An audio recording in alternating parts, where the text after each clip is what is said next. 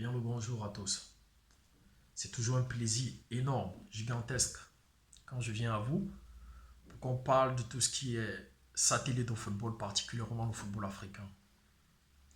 Ce matin, je viens à vous parce que une semaine après la CAN, et je me suis arrêté le temps d'avoir mon opinion personnelle qui ne soit pas une opinion un peu tirée par les cheveux juste après l'émotion de la compétition. Je me suis arrêté une semaine, le temps de mûrir la réflexion, le temps aussi d'écouter les protagonistes de tous bords, que ce soit ceux chargés de l'organisation dans différentes fédérations, ou encore un communiqué officiel de la Fédération africaine, de la Confédération africaine de football en elle-même, pour saluer la compétition qu'elle a organisée.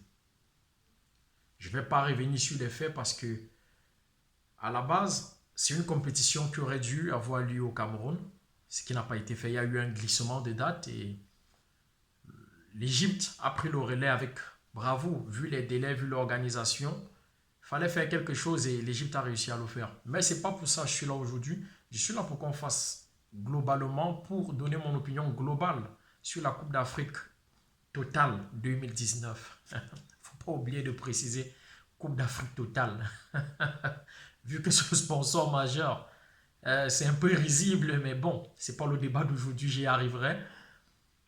Donc, je suis là pour donner mon opinion sur ce qui est la Coupe d'Afrique 2019 et tout ce qui tourne autour. Déjà, le titre de cette vidéo, c'est la Coupe d'Afrique en 5 points. Les 5 points, c'est la logistique. L'ambiance, le jeu. Dans le jeu, je vois l'arbitrage, du moins tout ce qui est satellite au jeu. Le vainqueur et enfin ma conclusion.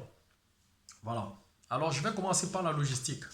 La CAN qui s'est tenue en Égypte dans des délais assez exponentiels a été une bonne chose parce que après le Cameroun qui n'a pas pu l'organiser, l'Égypte, avec les infrastructures prêtes pour accueillir une Coupe d'Afrique, ça c'est connu, les pays du Maghreb, côté structure, ils sont prêts. Donc, côté structure, terrain, hôtel, moyens de transport, l'Égypte était prête. Et à la limite même, sécurité. Donc, vu sous cet angle-là, ça a été une bonne affaire pour tous.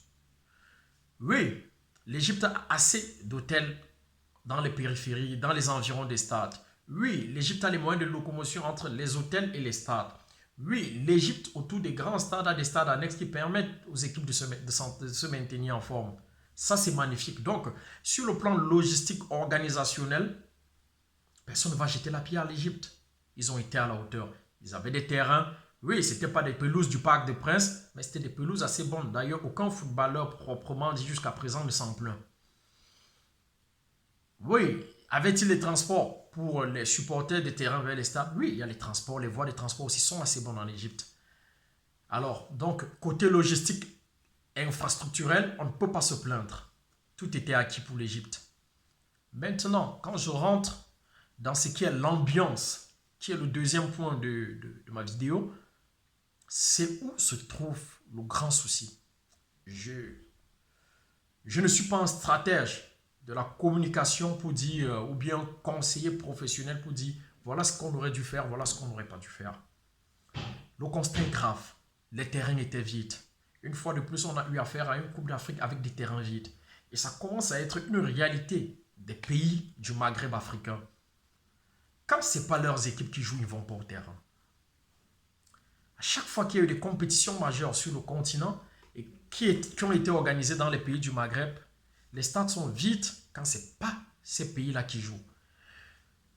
Pourtant, ils ont cet avantage d'avoir une libre circulation assez haute qui permet de se mouvoir dans le Maghreb et qui aurait pu permettre que les terrains soient pleins pour tous les matchs. Mais ça n'a pas été le cas.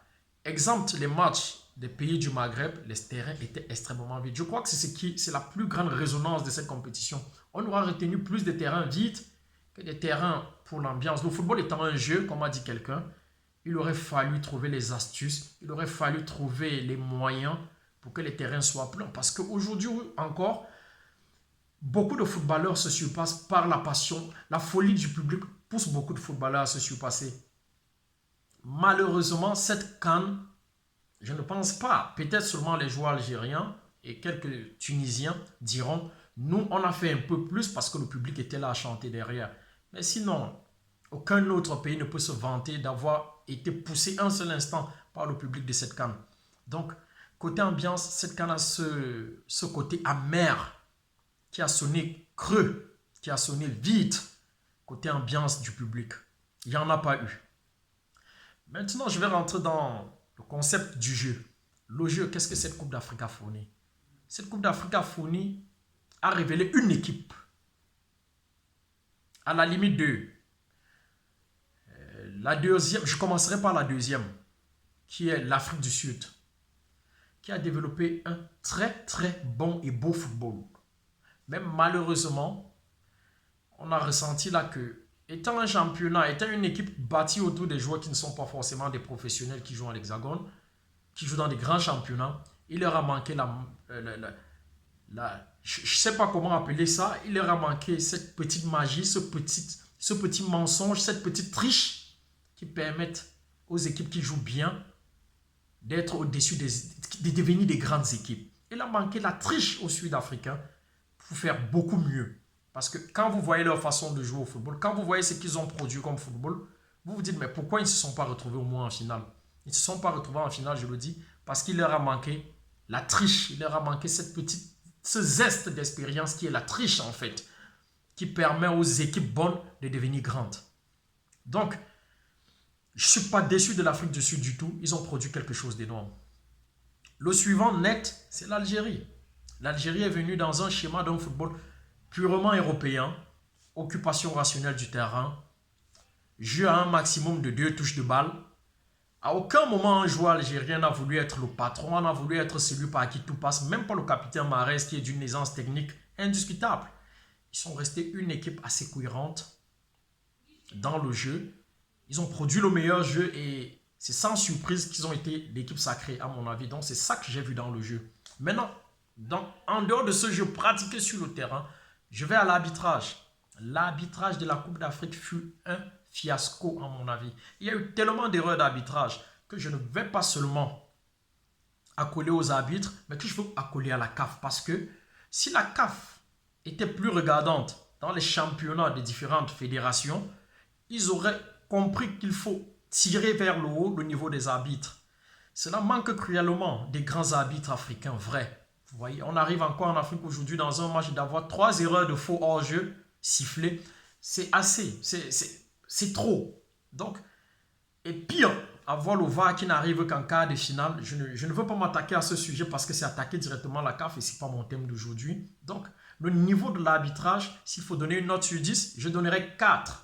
L'arbitrage de la CAN ne m'a pas plu. Les arbitres de la CAF, à mon avis, ont manqué de quelque chose. C'était des passionnés, on les a vu faire beaucoup de kilométrage sur le terrain. Mais l'effet du sifflet pour les bonnes causes, ils n'ont pas toujours été à la hauteur. Cependant, je félicite leur travail parce qu'ils l'ont fait avec passion, même s'ils ne l'ont pas toujours bien fait. Le vainqueur de cette Coupe d'Afrique, indiscutablement, est l'Algérie. Je suis content, je leur adresse mes félicitations. Ils ont joué le football juste. Ils ont joué le football qu'on joue pour gagner une compétition. C'est-à-dire, à aucun moment, ils ont voulu fabriquer l'homme providentiel. C'est resté une équipe. J'ai vu des joueurs comme Brahimi, du haut de sa carrière, n'étant pas titulaire, c'est vrai blessé, mais pouvant jouer parce qu'il a été ramené, ça veut dire qu'il pouvait donner ne serait-ce que 60% de ce qu'il est capable de faire. Mais vous avez vu ce qu'il était sur le banc de touche. C'était pratiquement le relais de l'entraîneur. C'est ça qu'on veut, la bonne ambiance. Ça veut dire que l'Algérie gagne cette Coupe d'Afrique, pas seulement sur le terrain. Elle arrive à la gagner aussi par la bonne ambiance de son effectif. On comprend que c'est une équipe comme un peu les féminines des États-Unis, où titulaires et non titulaires forment un seul et unique bloc. Ça marche à tous les coups. C'est ça qu'il va falloir fabriquer à l'avenir dans les fédérations, dans les clubs, pour que nos équipes fanion arrivent à être très fortes dans les compétitions. Il faut pouvoir faire un bloc équipe. Sachant de quoi je parle, ce n'est pas toujours évident sous les tropiques. Cependant, c'est la clé. Donc, l'Algérie, vainqueur mérité sur le terrain, par la stratégie, par la technique, par la volonté, par l'ambiance. Ils ont été au-dessus de tout le monde, ils méritent leur victoire. Maintenant, ma conclusion. Ma conclusion, comme j'aime à le dire, il faut pouvoir tirer les leçons de chaque chose. Ma conclusion, je vais partir d'un propos de Mané. Mané qui dit, il aimerait voir la Coupe d'Afrique considérée autant que la Coupe d'Europe et la CONMEBOL. et la Copa América. Je dis non. Je dis non, je parle de cette conclusion. Je dis non, Mané, c'est impossible. C'est impossible parce que nous sommes très loin du professionnalisme. Dans l'organisation, dans la pratique de ce sport, nous sommes encore assez loin pour pouvoir produire quelque chose. Quand tu vois seulement le vide des terrains, il n'y a pas d'ambiance. Il n'y a eu aucun match de Copa América où les terrains n'étaient pas pleins. Donc, partant déjà de cet exemple, l'Afrique ne peut pas produire une compétition d'égal avec la Coupe d'Europe ou bien la Copa América. Les sponsors, ils ne viendront jamais nombreux si vous avez des stades vides. Je vais vous prendre un exemple banal. Est-ce que Coca-Cola viendrait être sponsor d'une canne à fond si les terrains sont vides? Puisque c'est des commerçants, il faut bien vendre du Coca. Dans les terrains vides, qui va les acheter? Des sièges? Non. Donc, il est clair que la Coupe d'Afrique va rester une compétition mineure. Une douleur pour les coachs comme Klopp, comme Guardiola qui se sont plaints de Mané et de Mahrez qui arriveront tard en Klopp. C'est pas toujours censé. Je suis même surpris que la CAF n'ait fait aucune communication à l'égard de ses entraîneurs. Mais c'est une réalité. Parce que pour eux, c'est pas rien n'est fait pour que cette compétition soit grande. Et sur le continent, nous-mêmes Africains, nous ne faisons rien chaque jour un peu plus pour qu'elle soit grande. Donc, ma conclusion, elle est simple. Cette fois encore, la Coupe d'Afrique n'a pas produit le jeu. Les favoris ne l'ont été que sur du papier. Le vainqueur et l'Algérie méritaient depuis son premier match jusqu'au dernier. Ils ont mérité d'être champions. L'Afrique du Sud a été ma révélation par le jeu. Mais ma grande surprise est restée Madagascar et le Bénin. Des pays qu'on n'attend pas, des pays constitués des joueurs qui jouent en national et qui arrivent à faire la différence, pas par le jeu, mais par la passion. Comme quoi, la volonté peut aider à faire des choses immenses. Donc, voilà très rapidement ce que je pense de la Coupe d'Afrique. Mes vidéos, je ne les aime pas longues parce qu'il faut pouvoir les faire suivre aux gens rapidement. Et c'est ma philosophie de la communication sur le net. Donc, comme j'aime à le dire, une fois de plus, allez sur les pages des footballeurs africains, mettez un like, abonnez-vous. C'est un carburant énorme. À moi aussi, mettez un pouce, abonnez-vous. C'est un carburant. C'est toujours une motivation de plus de savoir. On est suivi par 1000 personnes, on est suivi par 10 000 personnes. Et pour eux, on s'élève, on veut passer le message. C'était l'opinion de l'œil. Je suis avec vous. On continuera de débattre. Les championnats s'ouvrent bientôt, dans une dizaine de jours déjà. Et l'œil restera l'œil. On va discuter de tous les sujets, sans tabou, concernant le football. Merci, je vous aime et on reste ensemble. Un j'aime, un abonnement et tout est fait. Merci.